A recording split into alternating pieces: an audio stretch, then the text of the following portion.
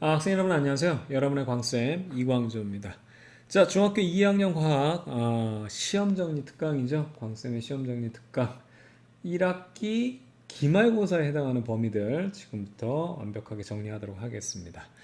자, 우선은 지구와 달의 운동에 대한 부분, 이 부분이 이제 처음에 단원으로 해당하는데 굉장히 멋진 부분이에요. 그래서 지구의 크기 구하는 거랑 달의 운동 부분을 통해서 달의 크기 구하는 거랑 달의 이제 모양들 살펴보는 그런 과정입니다. 자, 우선 지구 크기 구하는 아이디어는 이 비례식 자체를 외우는 게 아니고요. 결과적으로 여기서 여기 있는 둘레를 이 둘레 구하는 거거든요. 직접 이만큼의 크기를 잴 수가 없어요. 불가능해요. 인간이 재기가 너무 크기 때문에. 그래서 본인이 쉽게 말하면 잴 수 있는 양의 요만큼의 크기를 재고 난 다음에 이게 과연 몇 개 있느냐. 그래서 선생님 여기 표현한 거 보면 조각 피자로 피자 한 판의 크기 구하기라고 했죠. 그러니까 이런 거예요. 조각 피자가 한 조각이 주어졌을 때 이 조각 가지고 여기까지는 내가 잴 수 있단 말이에요. 요거를. 그리고 나서 얘가 몇 개가 있다. 예를 들어 여기 10cm로 재고 나서 이게 6개가 있다 그러면은 10cm짜리가 어떻게 6개가 있으니까 60cm. 그렇죠? 요 내용이에요, 요 내용. 그래서 여기에 이거는 직접 잰 겁니다. 요게 요만큼의 조각을 덜어냈고요. 925km라는 이만한 거대한 피자 조각을 하나, 지구 조각을 드러낸 거죠. 그런데 이제 얘가 몇 조각인지를 알기 위해서는 여기 중심각을 알아야 돼요. 중심각. 그래야지만 예를 들어 얘가 60도라는 걸 알게 되면 전체 얘가 9라고 하면 360분의 60 하면 얼마가 되죠? 6분의 1. 이거의 의미는 이 조각은 현재 6개 중에 한 조각이라는 걸 알 수 있는 거거든요. 그래서 이 중심각을 구하는 게 이게 이제 굉장히 고난이도의 어떤 스킬이 필요했습니다. 그래서 여기서 어떻게 했냐면 지금 햇빛이 들어왔을 때 이 CNA라는 이 지역명은 중요하지 않지만 알렉산드리아 CNA 여기에는 지금 여기 이제 예를 들어서 CNA 타워가 있고 알렉산드리아에도 여기 뭐 서울 타워고 여기 도쿄 타워라고 한다면 일본 타워라고 한다면 예를 들어 여기서 햇빛이 비쳤을 때 그림자가 안 생겼어요.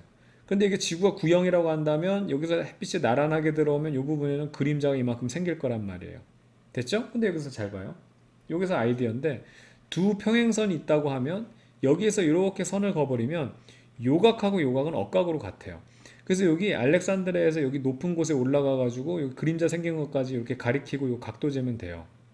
그 각도가 여기 요 지구 조각의 각도가 되는 거예요. 그게 7.2도라고. 끝났지. 어떻게 된 거냐면 이것도 공식이 필요 있는 게 아니라 360분의 7.2를 계산하면 되죠.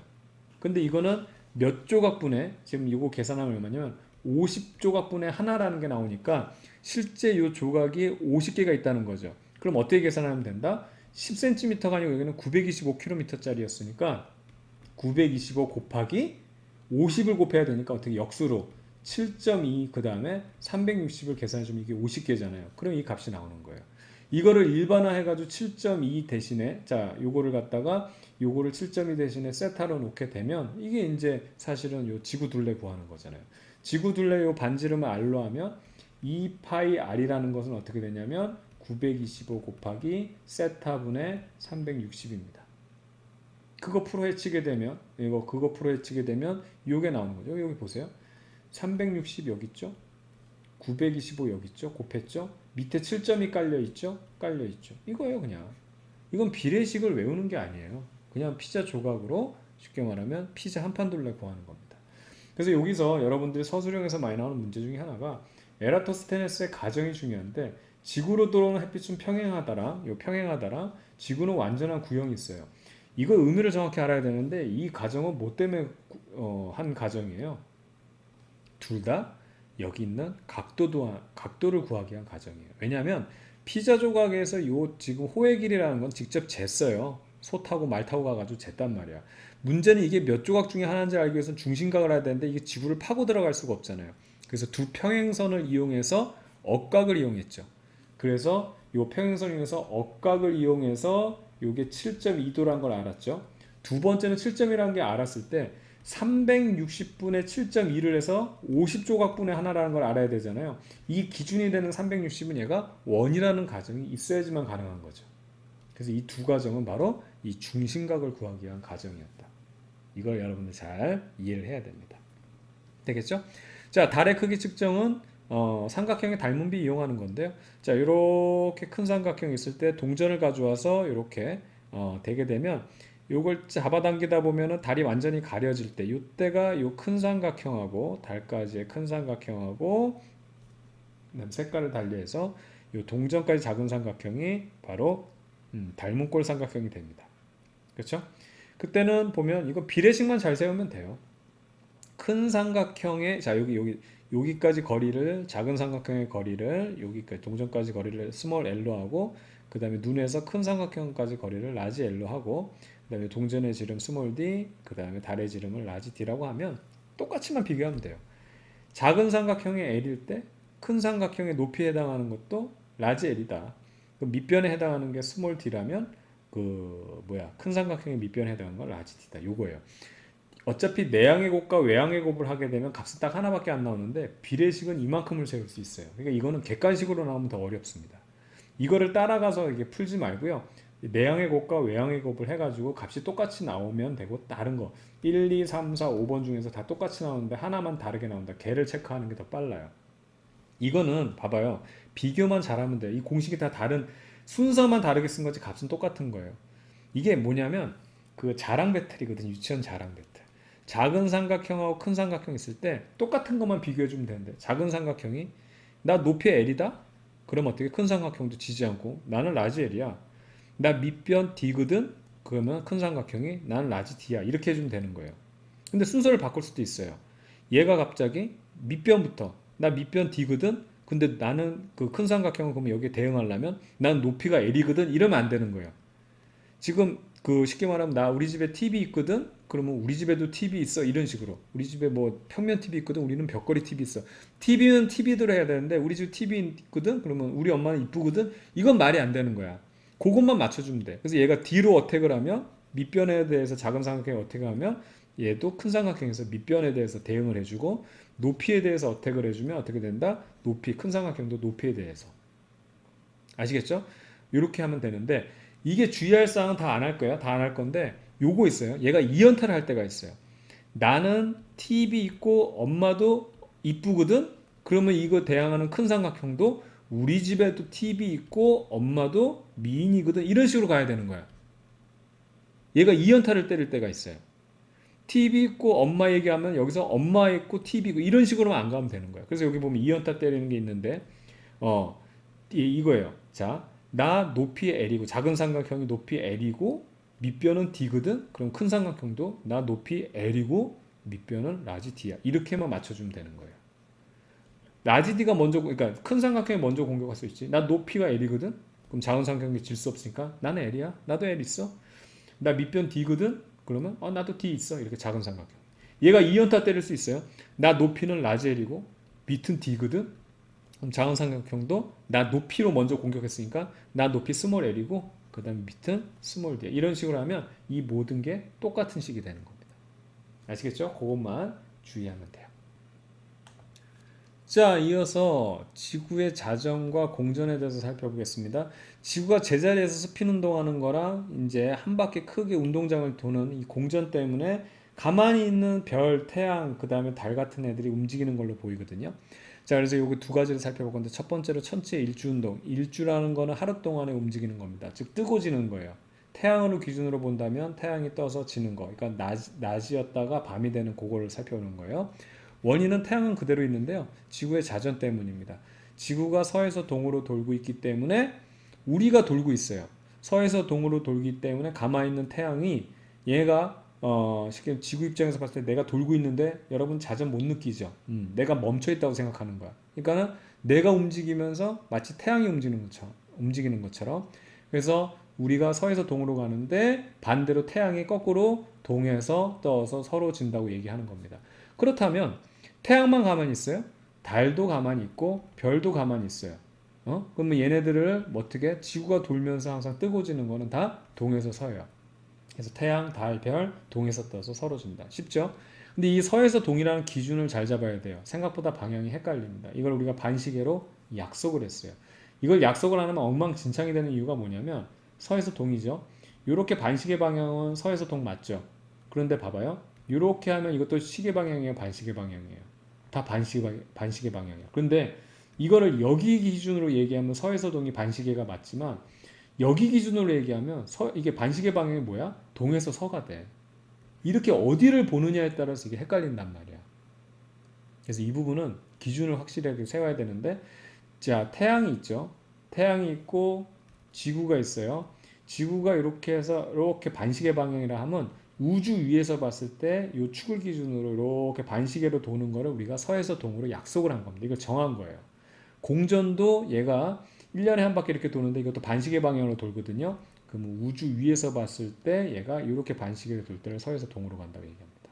이 부분은 어렵지 않아요. 자, 그래서 하루에 한 바퀴를 자전하는데 360도를 24시간 동안 돌기 때문에 1시간에는 15도꼴로 돌고 이게 24시간 누적되면 하루에 한 바퀴를 도는 겁니다. 이거 자전 얘기하는 거예요.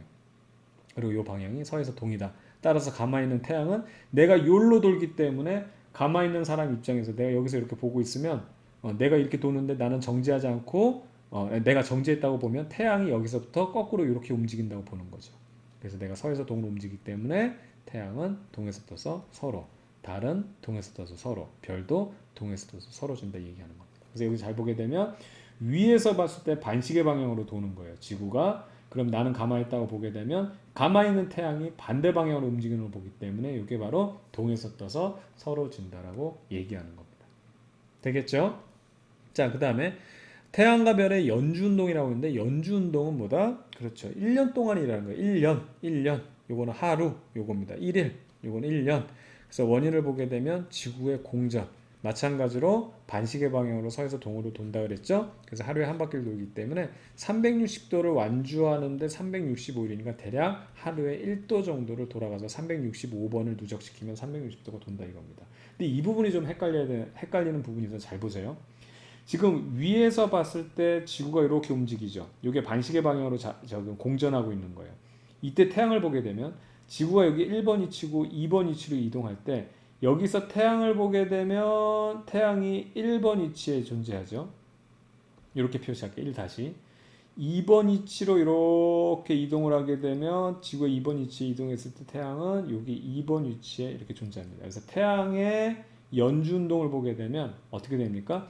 요 반시계 방향으로 돌고 있죠. 태양도 어떻게 돼요? 이 반시계 방향을 우리가 서에서 동으로 약속을 했다 그랬죠. 근데 얘는 무슨 방향? 반시계 방향이죠. 그래서 태양은 서에서 동이에요. 중요합니다. 이거 그림을 그려봐야 돼요.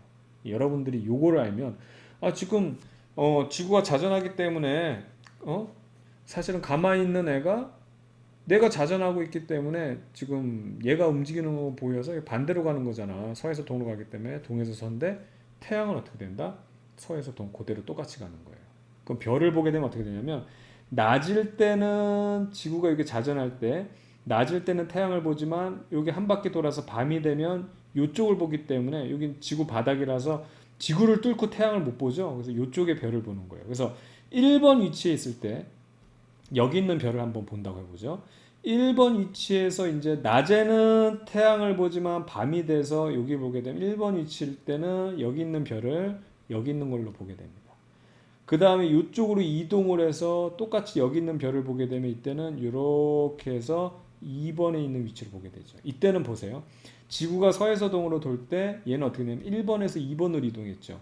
요게 지금 반시계 방향인데 시계 방향이죠. 그래서 별의 연주운동은 동에서 서가 됩니다. 요게 좀 여러분들 헷갈릴 거예요. 그래서 요거는 그림을 그려보면 된다. 선생님이 요거 지구의 자전과 공전에 대한 효과 무조건 이거 검색할 때는 앞에다가 이런 이름에다가 광센만 붙이면 다 검색된다 그랬죠. 그래서 요 지금 자전과 공전에 대한 거, 그 다음에 별의 천체 일주운동, 그 다음에 태양과 별의 연주운동, 천체 연주운동 이거 다 자세히 설명했습니다. 만약에 부족한 친구들은 꼭 그 강의를 보면 될 거예요. 그래서 주의할 사항은 항상 뜨고 지는 거는 동에서 서가 맞는데 이 연주운동에선 태양이 서에서 동이라는 거. 그것만 좀 주의하면 문제가 없을 겁니다. 되겠죠? 자, 그 다음에 달의 위상, 그래서 위치와 그 다음에 모양상, 모양이 바뀌는 거. 이거는 원인이 중요한데 지구가 있을 때 달이 나대는 거예요. 나대면서 여기 조명을 받기 때문에 이 조명에 따라서 이렇게 보인다는 거예요. 이 부분도 여러분 많이 헷갈려 하는데 달의 위상 변화라고 광쌤의 달의 위상 변화 검사하는 선생님이 자세하게 설명했거든요. 여기서는 요약 강의이기 때문에 중요한 포인트만 짚겠습니다. 아시겠죠? 자, 달의 위상 변화의 원인은 달이 나대고 있기 때문에, 달이 돌아다니기 때문에 내가 보게 됐을 때 달이 여기 있을 때랑 여기 있을 때랑 여기 있을 때랑 여기 있을 때랑 보이는 모양이 달라진다는 거예요. 아시겠죠? 왜냐하면 태양빛을 받기 때문에 이렇게 조명받고 이렇게 조명받고 이렇게 조명받고 이렇게 조명받는단 말이에요. 그렇죠? 근데 달의 위상을 볼 때 중요한 포인트는 달이 항상 내 머리 꼭대기에 있을 때, 반달이건 뭐 여러분들 초승달이건 보름달이건, 그래서 요 위치에 있을 때는 내가 여기서 올려다 볼 때를 기준으로 하면 초승달이 되는 거고요. 상현달은 옆 밑에서 올려다 볼 때, 지금 요 보름달도 내가 여기까지 와서 이게 지구가 이렇게 자전을 하면서 내 머리 위에 있을 때, 하얀달도 내 머리 위에 있을 때, 금음달도 내 머리 위에 있을 때, 그러니까 이 전제 조건이 지구는 정지하고 있고 얘네들이 돌면서 한다는 것만 얘기하는 게 아니라, 얘네들이 돌면서 얘네들이 공전운동하면서 모양이 바뀌는 건 맞는데 지구도 같이 따라가면서 항상 내 머리 위에 있을 때란 전제 조건이 있어요. 여러분들이 그걸 모르기 때문에 이걸 헷갈려하는 겁니다. 그런 약속을 하고 얘기를 하는 거예요. 아시겠죠? 그래서 이 부분 선생님이 자세히 설명했으니까 그거 꼭 한번 보기 바라겠고요. 조명받은 부분을 관측하게 된다. 아시겠죠? 자, 일식이라는 거는 말 그대로 일이 태양이에요. 날일자고 요거는 월식은 달월자니까 이게 식이 먹을 식이니까 태양이 먹히는 거거든요. 그래서 달이 태양을 가린다. 아유, 이 달이요. 쉽게 말하면 태양에 비하면 진짜 우리 태양님이 우리 두목이잖아. 우리 두목님인데 야, 이거 진짜 어떻게 보면 먼지 같은 존재거든. 근데 어떻게 이게 그 태양 달 따위가 어떻게 태양을 가릴 수 있냐? 이유는 뭐다? 우리한테 너무 가깝기 때문에 그래요. 여러분 친구를 다 가릴 수 있어요. 엄지손가락 하나로. 세상에 어느 친구가 여러분 엄지손가락보다 작은 친구가 있습니까? 다 기본적으로 다 1m 넘은 친구 1m는 다 넘을 거 아니야. 3, 40, 50, 60막 이렇게 넘을 거 아니야. 그런데 그거 몇 센치도 안 되는 엄지손가락으로 가릴 수 있는 이유는 뭐다? 그렇지. 엄지를 내 눈으로 당기게 되면 요 녀석을 이렇게 당기게 되면 가깝게 되면 내 눈앞에 있으면 얘가 뭐 친구만 가리나? 온 세상을 다 가릴 수도 있지. 되겠죠. 그래서 잘 보세요. 태양이 여기 있어요. 지금 태양이 이렇게 있는데 이 녀석이 내 눈앞에서 알짱거려요. 이렇게 지금 사람이 이렇게 있을 때 눈앞에서 딱 알짱거리면 태양이 오는 것을 이 녀석이 막을 수 있는 거죠.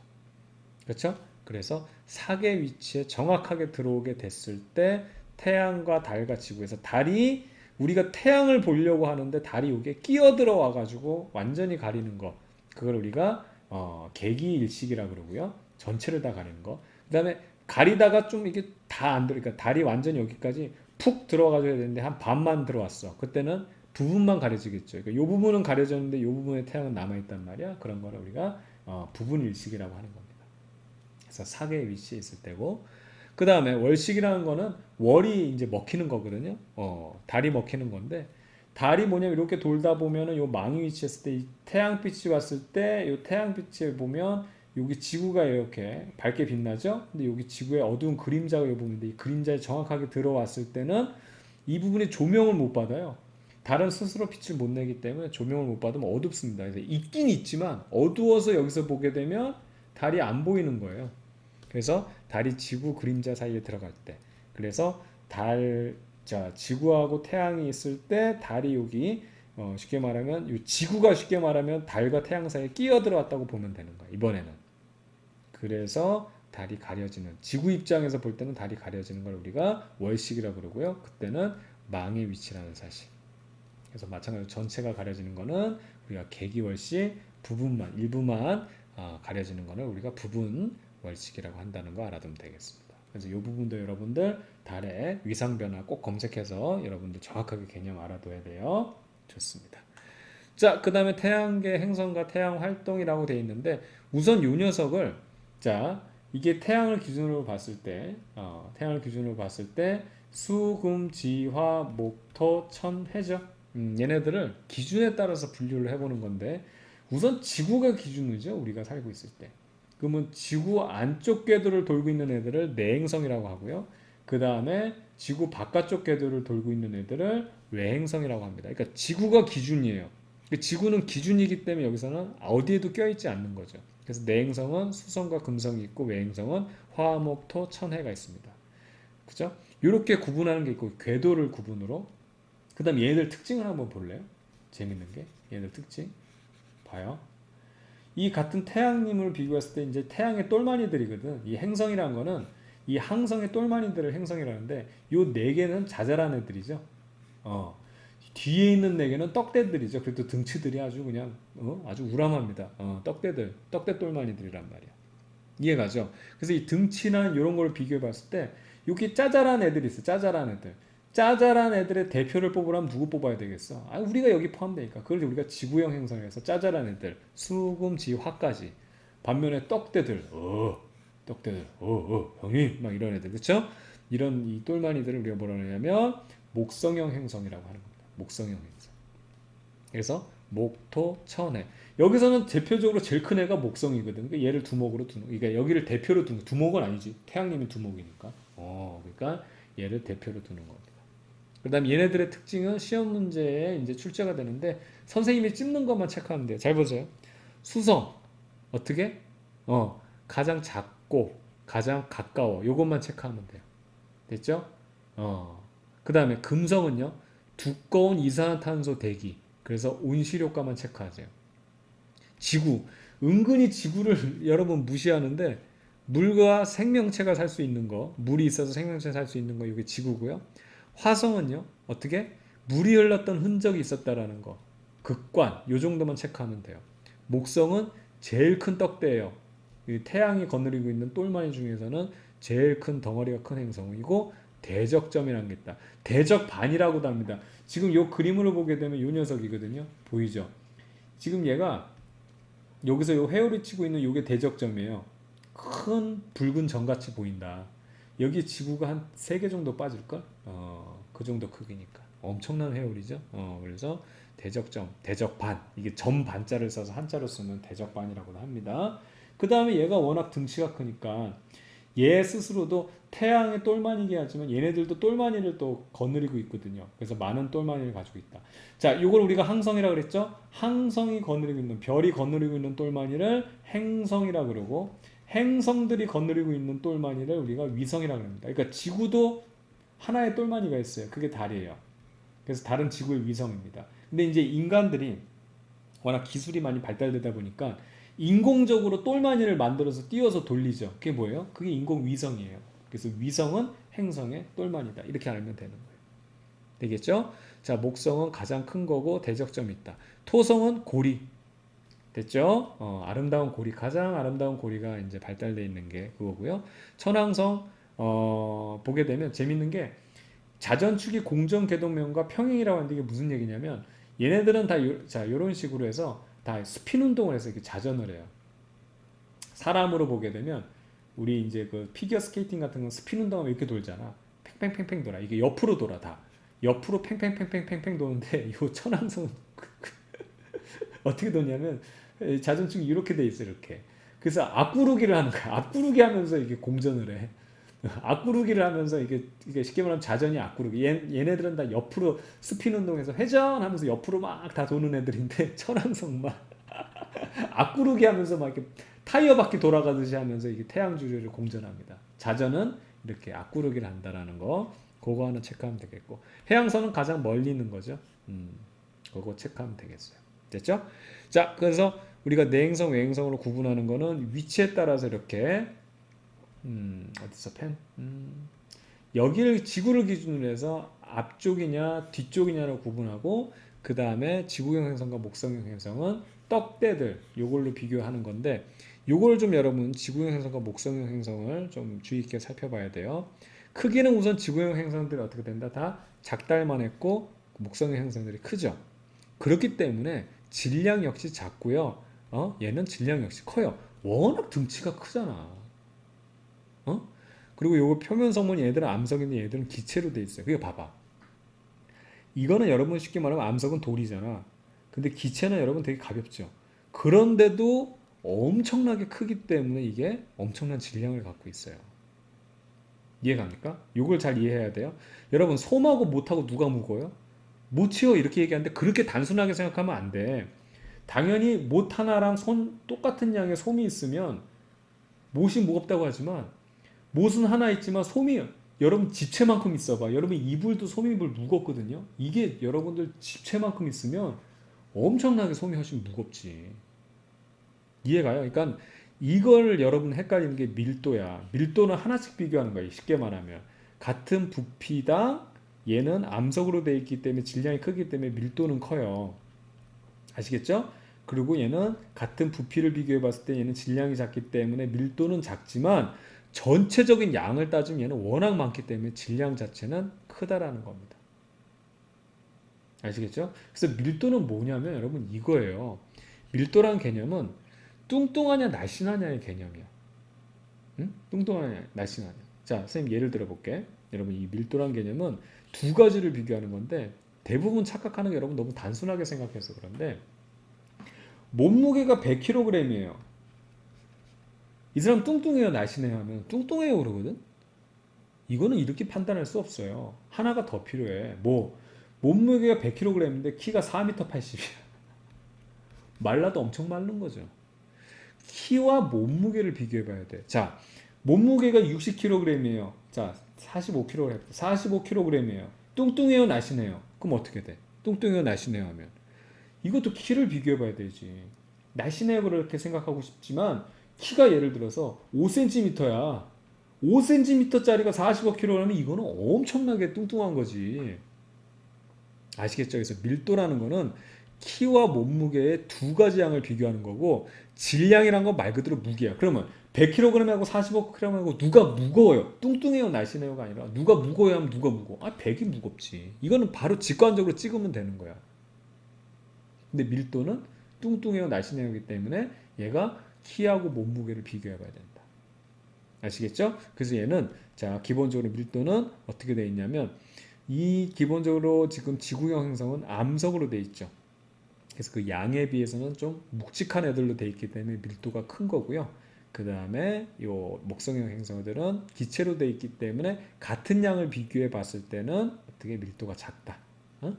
같은 부피당 가볍다 이렇게 표현할 수 있는 거지만 요 질량과 밀도를 여러분들 주의 깊게 잘 살펴봐야 됩니다.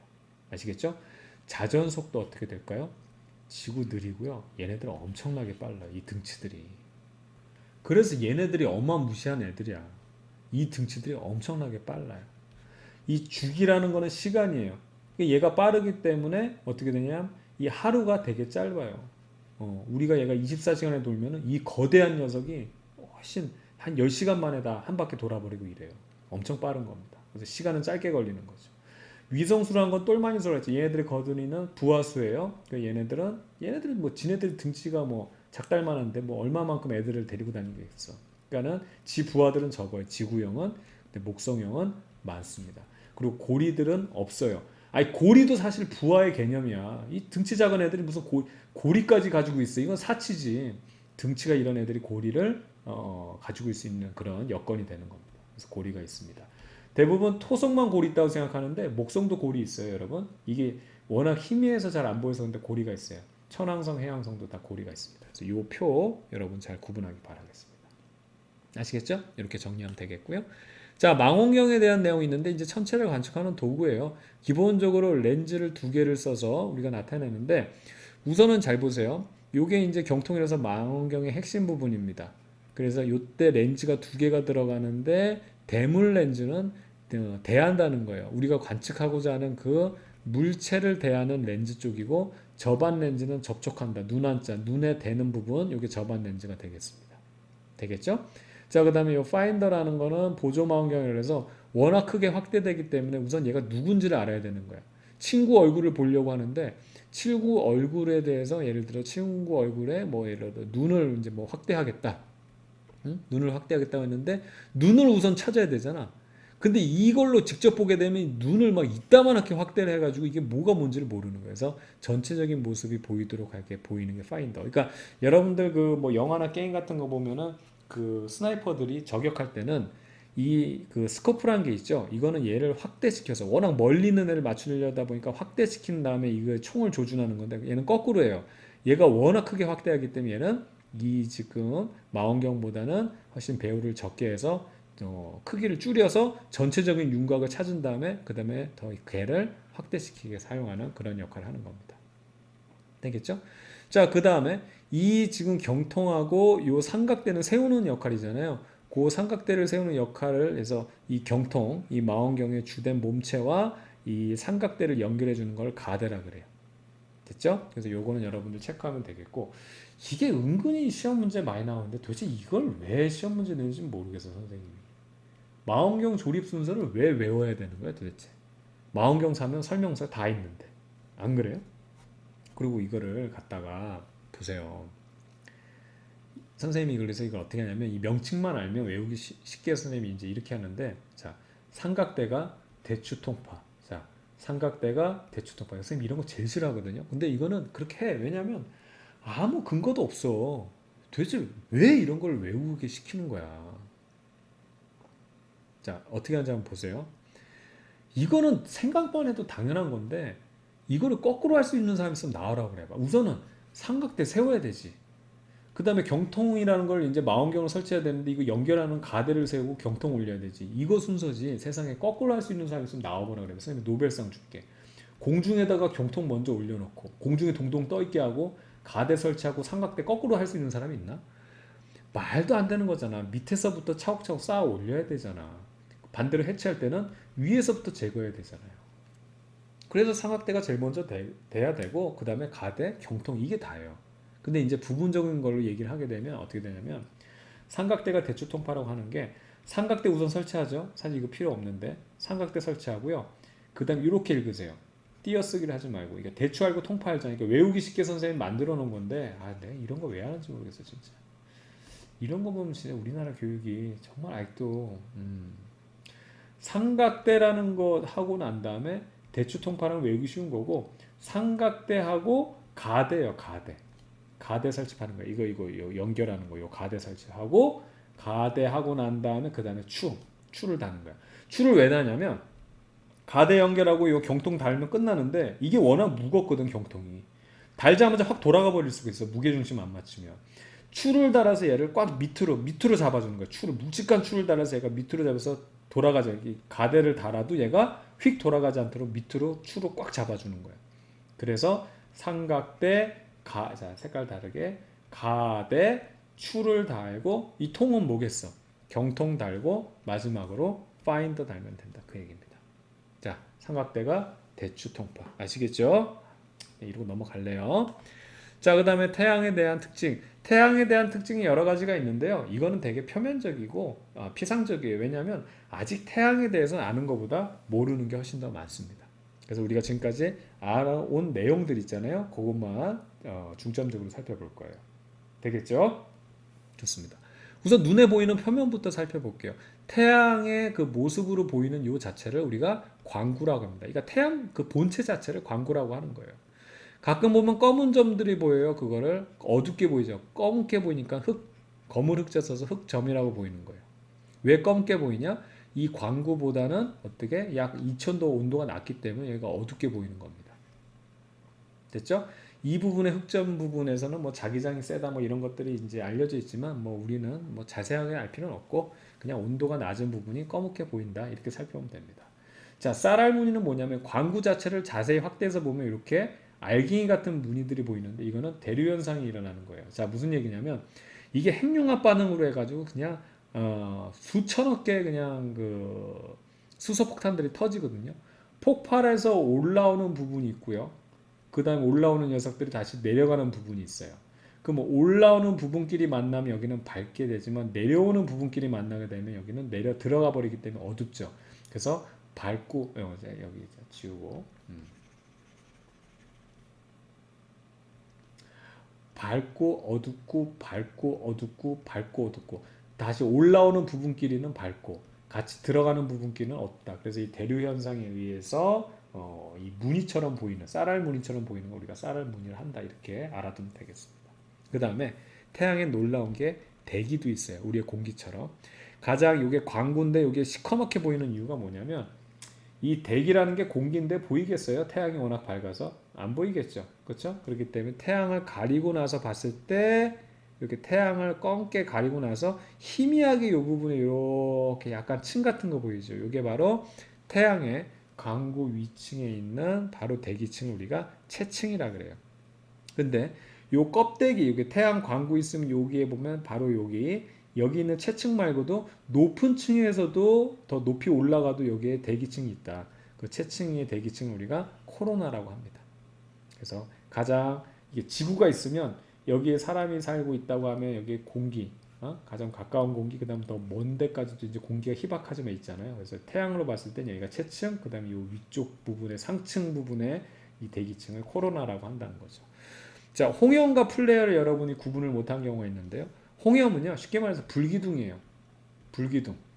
플레어는 뭐냐면 폭발 현상. 번쩍하면서 폭발하는 게 바로 플레어. 폭발 현상이 일어나는 건 다 플레어고요. 불기둥이 올라가네, 무슨 불이 올라가네 이런 거는 다 홍염입니다. 어떻게 구분하는지 아시겠죠?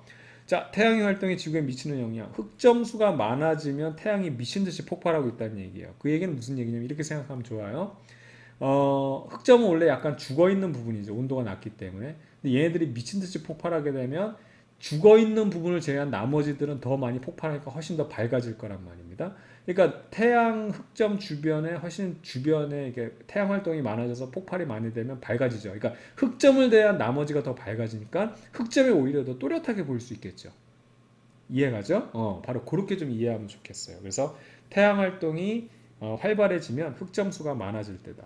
그러면 이 태양이 수소폭탄 덩어리라고 그랬잖아. 그럼 수많은 방사선들을 우주로 내뿜는데 거기에 있는 우리 세 번째 똘마니인 지구에도 이 태양에 있는 방사선들, 우리가 이걸 태양풍이라고 그러거든요. 그래서 태양풍들이 많이 들어오게 되니까 이걸 우리가 태양풍을 방출되는 전기 입자라고 하는데 이게 뭐냐면 우리 1학기 때 공부했지만 이 원자들 방출하는 거거든요. 그럼 원자핵과 전자들이 있는데 이게 이제 핵융합 반응하면서 다 이게 원자들이 깨져버리는 거예요. 그래서 양성자들이 쏟아져 나오고 따로따로 전자들이 따로따로 쏟아져 나오기 때문에 이걸 전기 입자라고 얘기하는 것뿐입니다. 그러니까 핵이 다 그러니까 원자가 다 파괴된 상태에서 쏟아져 들어오는 방사선이에요. 쉽게 말하면 방사선, 방사능입니다. 아시겠죠? 그러니까 태양 활동 많이 될 때 여러분 몸 째고 있으면은 피부암 걸려요. 좋을 거 없어요. 좋을 거 없습니다. 그 다음에 우리 이제 극지방에는 오로라가 많이 그냥 이렇게 알아두면 돼요. 오로라가 더 많이 이제 발생하게 되고 이런 이제 방사선들이 들어오면서 우리 위성들 때리면서 통신 교란이 일어난다. 이런 것들 적용해 주면 되겠습니다. 그래서 이 부분에서 문제가 쉬운 내용들이 나오니까 여러분들 점수를 잃어서는 안 되겠고요. 자, 그 다음에 이제 다음 단원으로 광합성으로 대해서 이제 얘기를 할게요. 광합성은 뭐냐면 쉽게 말하면 이거예요. 자, 식물의 양분 합성 과정이죠. 여러분 공부 왜 해요? 우리가 흔한 얘기로 다 먹고 살려고 한다 그러죠. 식물도 먹고 살아야 되거든. 그 먹고 사는 과정을 살펴보는 거예요. 응? 자, 그래서 재료는 뭐냐면 이산화탄소와 물 거기다가 빛이 필요합니다. 태양 빛이 필요해요. 얘네들을 재료로 해가지고 얘가 에너지를 만들어요. 포도당과 산소를 만드는데 이 포도당이 에너지예요. 이게 바로 먹고 사는데 필요한 중요한 물질입니다. 자, 그래서 여기서 보면 선생님이 화학식으로 나타냈는데 이거 몰라도 좋아요. 근데 이제 이런 것도 그냥 눈여겨보면서 그냥 이렇게 표현하는구나. 이렇게 자꾸 봐두죠. 여러분이 공부를 잘하려면 배짱도 필요합니다. 어차피 나중 가서 이거 할 수 있거든요. 여러분 구구단 같은 거 있잖아요. 유치원 애들한테 구구단 가르쳐 주면은 애들 미칩니다 아주. 이걸 어떻게 인간이 할 수 있냐고. 근데 여러분 구구단 아무것도 아니죠. 때가 돼서 여러분들이 시간이 지나면 다 머리도 키도 성장하고 여러분들이 뭐 이렇게 성장하는 것처럼 머리도 성장을 하기 때문에 다 할 수 있어요. 근데 그 할 수 있는 게 한계가 있어요 사실은. 그러니까 공부할 내용이 한계가 있어. 무한히 있는 게 아니야. 이 한계가 있는 와중에서 어차피 똑같은 얘기인데 그런 부분들이 가끔 불쑥불쑥 이렇게 튀어나올 수 있단 말이야. 그럼 이게 모르는 게 나왔어 막 해가지고 여러분이 당황하는데 그럴 필요 없다고. 어차피 나중 가면 다 알게 돼 있어 하면서 배짱이 있어야 돼요. 지금 당장은 모르지만 선생님이 그런데 나중에 가면 알게 된대. 구구단 나 유치원 때 몰랐지만 지금 구구단 모르나? 너무 당연한 거잖아. 그렇게 생각하면 되는 거예요. 나중 가면 알게 돼요. 바로 불과 1년, 2년만 지나면 이제 이게 익숙해지게 될 겁니다. 어떻든 간에 요거 이산화탄소거든요. 숫자 신경 쓰지 마세요. 여기 산화환원 나중에 다 공부합니다. 다 해요. 여러분들 다 배우는 건데 이거 그냥 뭐 신경 쓰지 마세요. 이산화탄소와 물, 그 다음에 빛이 여기 보면 빛이 버무려지면 포도당, 당이에요. 당. 여러분들이 그 밥 먹죠? 탄수화물이 포도당이에요. 포도당. 설탕, 포도당이에요. 요 녀석이 분해되면서 우리가 이제 에너지를 얻는 거예요. 그래서 에너지원을 합성하고 산소가 만들어지는 거예요. 자, 반대로 광합성은 얘네들은 에너지를 만드는 과정이고 식물도 살려면 어떻게 된다? 에너지를 써야 되죠. 지가 이렇게 만들어 놓고 나서 요거를 또 분해해 가지고 살아요. 그럼 반대로 어떻게 되냐면 포도당이 주원료, 거기다가 산소가 투입돼 가지고 이걸 호흡이라 그러죠. 요게 이제 에너지 만드는 거예요. 그러면 이산화탄소, 그러니까 요 에너지를 분해하면서 호흡을 하게 되면 여기서 에너지가 발생해서 이걸로 에너지 살고 난 다음에 그 쉽게 말하면은 노폐물에 해당하는 거 이산화탄소와 물이 발생하는 겁니다. 그러니까 요게 역과정이에요. 여기는 에너지를 합성한다고 해가지고 만드는 거고 요거는 에너지를 이제 분해해서 만들어내는 겁니다. 아시겠죠? 그러니까 여기서 우리가 이제 동물은 광합성 못 하잖아. 그러니까 식물한테 하는 게 이건데 얘가 광합성 해가지고 포도당 만들어 놓죠. 요 포도당을 저장해 놨다가 지가 이제 살려고 요걸 분해하면서 야금야금 그러니까 저축해 놓은 거야. 우리 다람쥐가 호두 이렇게 저장해 놓는 것처럼 틈날 때마다 광합성을 해가지고 에너지 만들어 놓고 요걸 분해해 가면서 살려고 하는데 그거를 얌시럽게 그냥 스틸을 하는 게 있죠. 그게 인간이잖아. 동물도 그렇지만. 이거 훔쳐다가 먹는 거예요. 이 포도당을 어떻게 저장하냐면 열매에 저장하는 경우도 있고요. 뿌리에 저장하는 경우도 있고요. 그 다음에 감자 여기 보면 줄기에 저장하는 것도 있고 그 다음에 쌀 있죠. 쌀은 씨앗에 저장하는 거예요. 저장해놨다가 얘네들이 그걸 가지고 먹고 살려고 하는 거를 그냥 한 번에 스틸해가지고 우리가 하고 먹는 거야. 그럼 이게 다 에너지 덩어리인데 그래서 우리가 얘네들 먹으면 살 수 있는 거야. 얘가 만들어 놓은 에너지를 우리가 스틸해서 먹는 겁니다. 아시겠죠? 자, 그래서 여기 한번 볼게요. 우선은 강압성에 대한 내용에 대한 기본적인 내용 살펴봤고 좀 더 구체적으로 얘기하면 이 강압성이 일어나는 장소는 잎이에요. 잎. 잎 중에서도 잎 안에 엽록체라는 부분이 있어요. 엽록체. 자, 이런 건 좀 알아둬야 되는 겁니다. 그 엽록체에서 바로 강압성이 일어나는 거죠. 그래서 이 과정을 여러분들이 이제 우리가 자세히 공부할 건데 간단하게 살펴볼게요. 자, 우선은 재료가 뭐라 그랬어요? 이산화탄소와 물을 재료로 해가지고 이건 순서가 반대야. 여기서는 이산화탄소 물을 재료로 해서 빛을 버무려 가지고 포도당과 산소를 만들어냈다 이렇게 하는 건데 이제 그림이 거꾸로 그려져 있어요. 자, 봐봐요. 물과 이산화탄소를 가지고 버무려서 빛이 투입돼 가지고 버무려서 포도당과 산소를 만듭니다. 근데 이 포도당을 갖다가 이 상태로 있으면 이거 에너지원이거든요. 요거를 저장하기 위해서는 녹말 형태로 더 덩어리로 이렇게 뭉쳐서 만들어 놔요.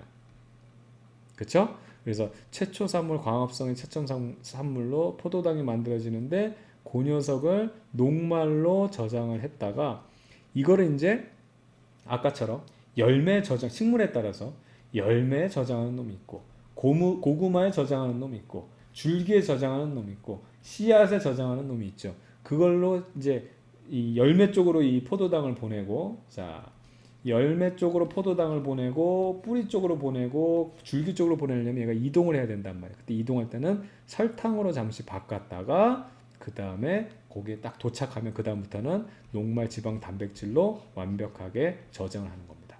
사람은요 에너지를 갖다가 우리도 저장을 합니다. 나중에 혹시 밥 한 끼 안 먹는다고 죽어버리면 안 되잖아. 응? 오늘 급식을 못 먹었어. 한 끼를 바빠서 못 먹었네? 그때 다음날도 아니야. 오후에 죽어 있어. 말도 안 되잖아. 근데 안 먹어도 살 수 있는 게 뭐냐면 에너지는 항상 필요하거든요. 아시겠어요?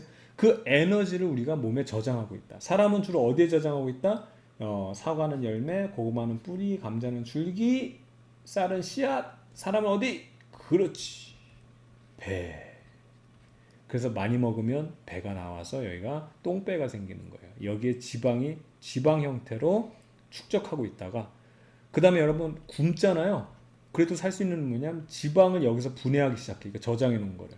그래서 에너지로 쓰는 거예요. 그래서 다시 굶으면 어떻게 된다? 홀쭉해집니다. 선생님 저는 살이 안 빠져요. 굶어봐. 살 빠져요. 이거는 에너지 보존 법칙이라니까. 선생님 저는 굶어도 살 안 빠진대. 말도 안 되는 소리 하지 마. 굶으면 살 빠져. 굶었다고 생각하지만 뭔가 계속 먹기 때문에 자꾸 여기 누적이 돼서 살이 찌는 거지. 다 지방 형태로 바꿔서 처음에 배로 저장되죠. 그 다음에 여기도 저장할 공간이 남아. 그럼 어떻게 돼? 팔에도 붙고 허벅지에도 붙고 얼굴도 이렇게 생겼는데 처음에 샤프하게 생겼는데 볼살이 막 이렇게 붙고 막 이러는 거예요. 이렇게 먹어서 그래 먹어서. 응? 다 이렇게 저장을 하는 특징이 있어요. 다 살기 위해서 이렇게 작용을 하는 겁니다. 되겠죠? 좋습니다. 자, 그 다음 요거는 굉장히 중요한 포인트인데 어렵진 않습니다. 광합성이 잘 될 요건, 즉 얘가 에너지, 좀 쉽게 말해서 지 먹고 살기 위해서 저장 잘하는 거, 그거를 위한 환경 요인을 살펴보는 거예요. 세 가지 환경 요인이 있어요. 빛의 세기, 이산화탄소의 농도, 그 다음에 온도입니다. 우선 이산화탄소는 당연히 중요하죠. 이게 재료란 말이야. 아까 봐봐. 이산화탄소와 물이 있어야 된다고. 이산화탄소와 물이 있어야 된다고. 그래서 재료가 있어야지만 빛을 버무려 가지고 뭘 만들지. 이해가죠? 그래서 보면 이산화탄소 농도인데 요것부터 살펴볼게요. 이산화탄소가 많으면 많을수록 당연히 어떻게 되겠어? 광합성 많이 하겠지. 그래서 이산화탄소가 점점 증가하게 되면 광합성도 계속 증가하는데 이것도 한계가 있더라 이거야. 지칠 거 아니야. 계속 뭐 광합성만 하겠어? 그래서 이산화탄소가 처음에는 없는 거보다는 있을수록 광합성을 많이 하지만 그게 어느 한계 이상으로 많아지면 그 다음부터 더 이상 안 해.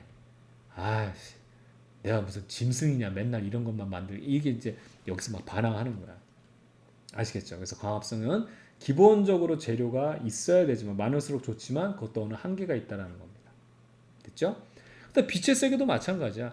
처음에 이제 이 재료가 있는 상황에서 빛이 세지면 세질수록 이걸 잘 버무리기 때문에 뭐 광합성이 늘다가 빛을 암만 이제 더 이상 어떤 임계치 어떤 한계 이상 주면 더 이상 광합성 안 한다는 거야. 안 해. 뭐 이것만 하냐 막 이렇게 되는 거죠. 온도도요. 잘 보세요. 처음에는 온도가 올라갈수록 광합성을 잘해요. 근데 이것도 한계가 있지. 온도가 너무 높아져 버려가지고 너무 뜨거워. 더워요. 더 이상 못하겠어요. 이거. 처음엔 여러분들 막 축구하는 거 좋아해. 와 재밌다 하다가 막 온도가 무슨 한 40도 올라가고 막 숨도 못 쉬겠어. 못하겠어요. 막 이렇게 되는 거지. 아예 온도 부분은 어떻게 된다? 일정한 게 아니라 떨어져 버린다는 거야. 한계 이상으로 올라가 버리면 아예 이 지금 광합성을 아예 더 줄어버립니다. 얘네들은 이 다음부터는 어떻게 되냐면 잘 보세요. 빛의 색이나 이산화탄소 농도는 계속 많아져도 그 다음부터 신경 안 써. 많아지든 안 하든 그냥 하던 대로만 그냥 가는 거야. 난 뭐 더 안 해. 그냥 하던 대로 할 건 이제 그냥 쭉 하던 대로만 쭉 가는 건데 얘는 하다가 그냥 안 해. 못 하겠어. 죽을 것 같아. 이렇게 되는 겁니다. 그래서 이 그래프만 여러분 좀 눈여겨보면 되겠고요. 자, 물의 이동 한번 살펴볼게요. 광합성에 필요한 재료 조달입니다. 첫 번째 이산화탄소라는 게 들어오죠. 이산화탄소라는 게 앞서도 봤지만 여기 이제 요 그림을 선생님이 뒤에서도 자세히 설명을 할 건데 기공이라고 해서 이 뒷면을 통해서 이산화탄소가 들어와요. 요 첫 번째 재료가 들어와요. 두 번째 재료는 뿌리를 통해서 물이 이동하는 통로를 물관이라고 그러거든요. 그래서 온 잎사귀에 물을 제공해 줍니다. 두 가지 재료를 이렇게 받아요. 자, 다시 그 공기 중에 있는 이산화탄소를 잎 뒷면에서 이 기공이라는 구멍, 공기구멍이에요. 공기구멍. 여기를 통해서 이산화탄소에서 첫 번째 재료 도달, 그 다음에 뿌리에서부터 흡수한 물을 물관을 통해서 잎사귀까지 와서 여기에서 물을 재료해서 두 재료를 조달받고 햇빛을 쬐어서 얘네들을 버무리는 겁니다. 아시겠죠? 자, 그래서 물의 이동은 뿌리의 뿌리털에서 뿌리가 있으면 뿌리에도 잔털들이 있어요. 잔털들. 이 잔털들이 다 이렇게 물들을 흡수한다 이 얘기예요. 원뿌리가 있고 잔뿌리가 있거든요. 뭐 그렇게 자세히는 안 해도 좋습니다. 이걸 내가 왜 다 지우고 있지? 자, 어떻든 이렇게 되고 그래서 이제 뿌리털에서 흡수된 게 뿌리를 타고 그 다음에 줄기에 물관을 타고 가서 이까지 배달해 준다. 그런데 이제 이 물이 이까지 올라올 때 예를 들어서 뭐 조그만 화분이면 모르겠지만 아주 높은 나무들 있잖아요. 거기에 높은 곳에 있는 잎까지 물이 올라오거든요. 근데 뿌리가 암만 흡수한다 그래도 이 물을 어디 거기까지 퍼올리겠느냐. 사실 물은 밑으로 떠지려고 그러잖아요.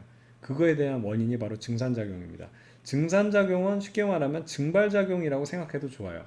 물이 있을 때 여기 물 분자들 있죠. 거기에 열에너지라는 에너지를 투입받게 되면 얘들이 충돌을 하면서 튀어나가게 되는 거예요. 이때 튀어나가는 거는 물 분자가 에너지를 받아서 어떻게 되냐면 기체 상태, 액체에서 기체로 기체가 되면서 튀어나가서 공기 중으로 나가는 거거든요. 그러니까 얇은 물이 있을 때 물을 이렇게 바닥에 흘렸을 때 햇빛이 쨍쨍 비치면 나중에는 어떻게 됩니까? 그렇죠. 여기는 물이 다 말라버리죠. 그럼 없어졌어요. 어디로 갔냐면 다 공기 중으로 기체가 돼서 날아갔다는 겁니다.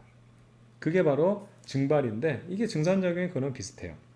그래서 식물체 내 물이 수증기 형태로 그렇죠. 물이었는데 수증기 형태로 액체에서 기체로 변하면서 빠져나가는 현상이고요.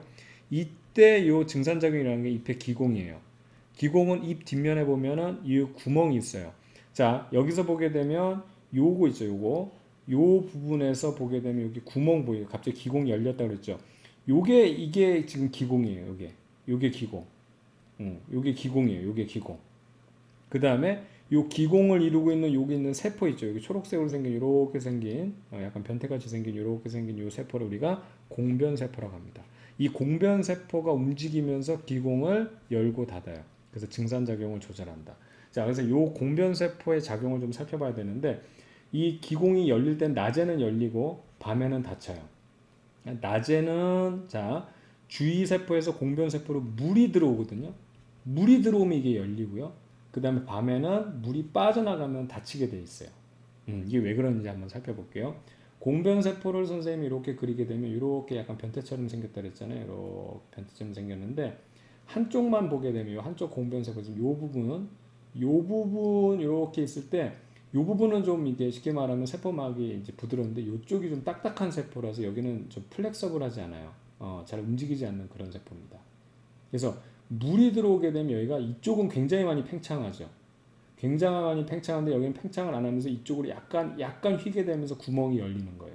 이쪽도 마찬가지. 물이 들어오면 여기가 뚱뚱해지고 이쪽은 이렇게 휘면서 구멍이 열리는 거예요. 근데 물이 빠져나가게 되면 이쪽 부분이 홀쭉해지는 거예요. 홀쭉해지면 다시 똑바로 딱딱하면서 닫히는 거예요. 이게 뭐냐면 이렇게 생각해야 돼. 임산부가 있어요. 임신부가 있으면 아기가 이렇게 엄마 뱃속에 있잖아요. 엄청 무겁다고. 이 임산부들 되게 힘들어요. 배가 점점점 불러오죠. 그럼 여기가 무거워지면 여러분 임산부들이 어떻게 그래야 돼? 무거워지니까 이게 점점 무거워지니까 배를 밑에다 깔고 아이고 무거워 하면서 이렇게 숙이고 다니나요? 사람들이? 배를 바닥에 대고 이게 뭐야? 똑바로 서서 다니기 위해서는 어떻게 되냐면 이게 무겁기 때문에 힘을 줘가지고 어떻게 되냐면 배를 위로 올리기 위해서는 허리를 뒤로 젖혀야 돼요. 척추를. 이해가죠?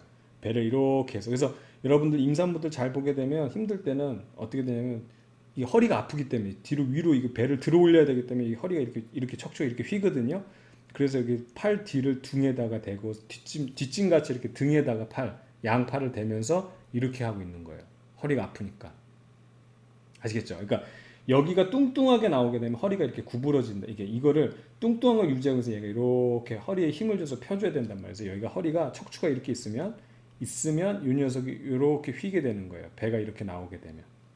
아시겠죠? 배가 이렇게 나오면 이 부분의 척추가 이렇게 휘게 된다. 그럼 여기도 휘고, 이쪽에 있는 임산부도 배가 이렇게 크게 되면 여기도 척추가 이렇게 휘게 되면서 구멍이 열리는 거고, 만약에 물이 빠져나가가지고 날씬해지면 굳이 여기가 안 무거우니까 척추를 그대로 피면 되겠죠? 이쪽도 피면 되고 이쪽도 피면 되기 때문에 어떻게 된다? 그렇죠. 여기는 기공이 닫히는 겁니다. 그래서 낮에는 물이 들어와서 배가 불러지니까 어떻게 돼? 여기가 뚱뚱해지면서 여기도 이렇게 척추가 휘고 뚱뚱해지면서 척추가 휘기 때문에 여기가 구멍이 열린다. 그래서 기공이 열리고 밤이 됐을 때는 물이 빠져나가요. 배가 홀쭉해지니까 굳이 이걸 이렇게 척추를 이렇게 휠 필요가 없죠. 그래서 다시 척추가 똑바로 되기 때문에 기공이 닫힌다. 우리가 이렇게 이 과정을 생각하면 되겠습니다. 되겠죠? 자, 그 다음에 그래서 증산작용이 잘 일어날 조건은 증발이 잘 일어날 조건하고 똑같아요. 햇빛이 강할 때, 온도가 높을 때, 습도는 낮을 때, 바람이 잘 불 때. 그래서 이거 잘 보게 되면 여기 있는 물 분자에 에너지를 주게 되면 얘들이 액체가 기체로 에너지 받아서 액체가 기체로 되면서 얘가 증발이 되는 거죠. 그래서 햇빛이 강할수록 온도가 높을수록 에너지를 더 많이 받을 수 있어요. 습도는 이미 이 지금 공기 중에 차 있는 수증기 양이에요. 이 공기라는 것도 공간이거든. 이 물 분자들이 수증기 되면서 이 공간 사이를 파고 들어가야 되는데 이미 습도가 꽉 차 있어. 습기들이 꽉 차 있으면 들어가고 싶어도 못 들어가는 거야. 그래서 습도는 낮아서 여기가 많이 비어 있을 때가 수증기가 되면서 들어갈 수 있다. 바람이 잘 불면 얘가 꽉 찼어. 공기가 꽉 찼어. 근데 바람이 휙 불어가지고 여기 꽉 찬 공기를 딴 데로 치워주고 새로운 싹 수증기들이 비어있는 공기가 새로 유입됐어. 그러면 야호 하면서 어떻게 된다? 더 많은 수증기들이 공기 중으로 들어갈 수 있겠죠. 그래서 이런 내용들입니다. 자, 그래서 증산작용의 의의를 살펴봐야 되는데 물 상승의 원동력이라는 거, 그렇죠? 이 특히 특징은 물 분자의 응식력이에요. 물 분자가 끊어지지 않고 계속 쭉 연결되기 때문에 딸려오긴 하지만 우리는 이제 물 상승의 원동력이라고만 생각하면 됩니다. 그 다음에 증산작용을 통해서 우리가 수증기들을 바깥으로 빼낸다 그랬죠. 이산화탄소를 받아들이고 물을 받아들여 가지고 얘가 광합성을 해요. 그러니까 요거는 A는 물이 되겠고 B는 이산화탄소가 되겠죠. 요거는 빛에너지를 버무려 가지고 여기는 포도당 C6H12O6의 포도당을 만들고 그 다음에 산소를 만들어냅니다. 근데 이 산소를 이제 이 포도당을 다시 저장하려고 위해서 녹말로 바꿨다가 이동시키려면 설탕으로 바꾸고 이제 요거 ABCD만 다 쓸 수 있으면 끝나요. 그 다음에 산소를 갖다가 내보내기도 한다. 그래서 요 산소를 기공을 통해서 내보내는 역할을 하는데 산소뿐만 아니라 물도 내보내거든요. 그래서 수분량을 조절해서 이거는 마치 오줌하고 땀하고 똑같아요. 우리 몸에 물이 많으면 오줌 많이 싸잖아. 물 많이 마시면. 그쵸? 그 다음 땀도 많이 흘리게 함으로 해가지고 물을 빼내는 거예요. 그 다음 체온 조절. 이것도 물을 통해서 내보내면서 물이 기화되면서 온도를 떨어뜨리거든요. 이것도 땀에 대한 효과 일어나는 겁니다. 그리고 여기서 산소가 이제 얘는 이 광합성을 한 다음에 산소를 만들게 되는데 이 산소를 우리가 또 호흡에 또 쓰게 되죠. 우리가 숨 쉴 때는 산소가 필요하잖아. 그래서 이 식물이 참 고마운 거예요. 그렇죠? 얘가 에너지 만들어 놓은 거 저장해 놓은 거 쇽해서 먹어서 살 수도 있고 얘가 만들어 놓은 산소를 갖다 우리가 호흡할 때 쓰기도 하는 거. 되겠죠? 좋습니다. 자, 그 다음에 호흡에 대해서 얘기하는데 식물도 지금 여러분 착각하면 안 돼요. 광합성을 통해서 지가 먹고 살 양분을 만들었지. 응? 이게 아까 봤던 요 부분이야. 광합성. 양분 만들었어. 근데 이 양분을 지가 쓰면서 산다니까. 만들어 놓고 이거를 또 분해하면서 쓰면서 살아. 그거는 동물하고 똑같아. 그래서 여기 포도당을 갖다가 산소로 결합해서 이제 호흡을 해서 에너지를 만들고요. 그 다음에 노폐물로 이산화탄소와 물을 배출해내는 겁니다. 그래서 여러분 제일 착각하는 게 뭐냐면 여러분들이 광합성 할 때 얘네들은 양분만 만든다고 생각하는데 이 양분을 만들어 놓고 쓰려고 만드는 거지. 아니 도대체 무슨 박의 정신도 아니고 열매고 뿌리고 다 에너지만 만들어 놓고 동물 주려고 하는 게 어딨어. 우선 지가 먹고 살려고 하는 거지. 근데 동물이 얍삽하게 뺏어 먹는다 그랬잖아. 그래서 얘네들도 호흡을 합니다. 그래서 산소를 이용해서 포도당을 분해하여 살아가는 데 필요한 에너지를 얻는 거죠. 이거는 100% 동물하고 동일해요. 아시겠죠? 근데 동물은 뭐야? 이 산소를 이용해서 포도당을 분해해야 되는데 포도당 자체를 우리가 스스로 못 만드는데 식물은 이거를 스스로 만들고 그 다음에 이걸 써 먹으면서 살아가는 거예요. 우리가 식물이 없으면 못 살아. 동물들은. 아시겠죠? 동물이 동물 먹으면 되잖아요. 그것도 한계가 있지. 그 잡아먹히는 동물 뭐 1차 소비자, 2차 소비자 보면 1차 소비자 같은 경우 걔네들 동물도 식물을 먹어야지만 걔가 그걸 먹은 동물을 또 그 포식자가 또 잡아먹고 이런 식이거든. 아시겠죠? 그래서 재료는 거꾸로 포도당과 산소, 포도당을 산소로 이제 화학 반응해 가지고 결과물로 노폐물인 이산화탄소와 물 나오고요. 그 다음에 에너지 발생해서 이 에너지로 식물이 살아가는 겁니다. 그래서 요거 잘 보세요. 하루 동안 식물의 기체 교환 요 부분인데 여러분이 가장 착각 많이 하는 부분이 요 부분인지 잘 보세요. 낮이건 아침이건 저녁이건 밤이건 관계없이 항상 호흡은 해요. 얘도 살아 있어야 될 거 아니야. 그래서 에너지를 허비해 가지고 사람하고 똑같아. 산소 먹고 이산화탄소 내뱉어요. 산소 먹고 이산화탄소 내뱉고 산소 먹고 이산화탄소 내뱉어요. 그러니까 호흡은 항상 한다. 호흡이 안 한다? 얘 죽은 거야. 죽은 거야. 이건 살아있는 게 아니야. 호흡은 항상 해. 근데 여러분들이 뭘 헷갈리냐면 잘 보세요. 낮에는요. 햇빛이 이제 강하기 때문에 광합성을 많이 해요. 근데 광합성 거꾸로죠. 이산화탄소를 먹고 산소를 내뱉는데 호흡은 항상 하고 있지만 광합성을 워낙 많이 하기 때문에 마치 산소를 들여 마시고 이산화탄소를 내뱉는 게 아니라 항상 이 양 차이가 있어서 이산화탄소만 들여 마시고 산소만 내뱉는 것처럼 보일 뿐이에요. 그래서 잘 보면 낮에는 광합성량이 호흡량보다 많아. 호흡량이 제로가 아니야. 그래서 이산화탄소를 흡수하고 산소를 방출하는 걸로 보이지만 일부 산소도 살기 위해서 흡수하고 있고 이산화탄소도 내보내고 있지만 워낙 이산화탄소 먹는 거랑 지금 이제 산소를 토해내는 양이 많기 때문에 얘로 즉 쉽게 말하면 이산화탄소만 흡수하고 산소만 방출하는 걸로 보일 뿐이에요. 그 다음에 아침 저녁을 보게 되면 호흡은 항상 한다 그랬죠. 근데 광합성도 어떨 때 아침 저녁에는 해가 떠 있기 때문에 약한 해가 떠 있기 때문에 광합성을 한다고 되겠죠. 그래서 이때는 어떻게 되냐면 이산화탄소를 흡수하는 양하고 산소를 내보내는 양과 호흡을 하면서 산소를 먹는 거랑 이산화탄소 내보내는 양이 겉으로 봤을 때 같을 경우가 있어요. 같아질 때예요. 그렇죠? 약한 빛에서는 그래서 광합성량이 호흡량과 같아질 때 이때는 외관상 실제로는 산소 먹고 이산화탄소 내뱉고 이산화탄소 먹고 산소 내뱉고 이 과정이 있지만 밖에서 봤을 때는 이 양이 없는 것처럼 그러니까 변화가 없는 것처럼 똑같기 때문에 이렇게 보인다는 겁니다. 반대로 밤 되면 햇빛이 없죠. 버무릴 양이 없는 거예요. 버무릴 애가 없는 거야. 그렇죠? 그래서 얘는 광합성을 하지 않습니다. 그러면 유일하게 호흡만 하겠죠. 그래서 어떻게 호흡만 일어나서 산소를 흡수하고 이산화탄소를 방출한다는 걸 잘 알아둬야 돼요. 그래서 여러분들 숲풀 같은 데 가면 그렇죠? 우리 뭐 산이나 이런 데 가면은 나무들 많잖아. 그러면 여러분 되게 좋을 것 같지? 언제만 좋아? 낮에만 좋아. 낮에는 이산화탄소를 흡수하고 산소를 많이 방출하기 때문에 깨끗하지만 밤이 되면 얘 광합성 안 하죠. 여기에 보게 되면 여기는 식물, 사람도 산소를 허비하고 이산화탄소를 뱉지만 식물도 광합성 안 하고 산소 허비하고 이산화탄소만 뱉기 때문에 이게 여러분들 밤에는 이 숲 안이 별로 좋지 않습니다. 아시겠죠? 바로 이런 개념이에요. 자, 그 다음에 그래서 광합성과 호흡을 우리가 한번 비교해서 마무리하도록 할게요. 자, 광합성이라는 것은 우선은 발생 시기를 보게 되면 빛이 있을 때 버무리는 거였죠.